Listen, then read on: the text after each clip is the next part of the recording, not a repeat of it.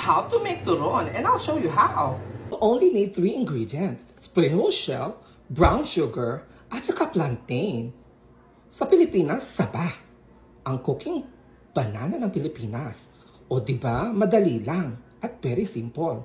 O sige na, this is how to make it. Cut your bananas in quarters.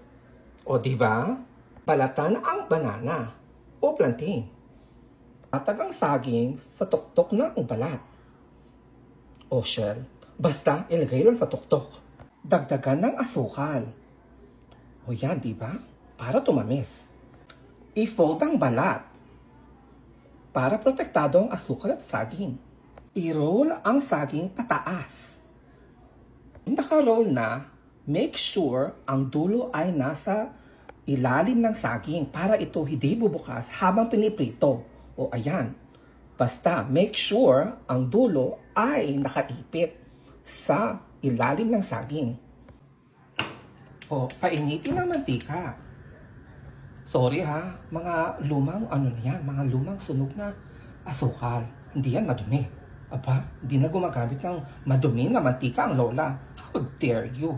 O tapos ilagay ang turon sa mainit na mantika.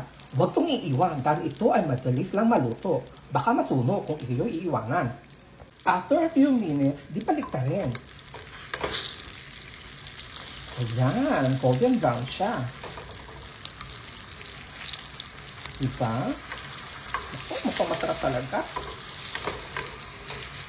At punyeta, hindi ko maibo. Dahil ako lang mag-isa dito, no? O ayan, luto na ang turon. Meron akong pang-almusal. O sige, sa susunod na lang. Bye!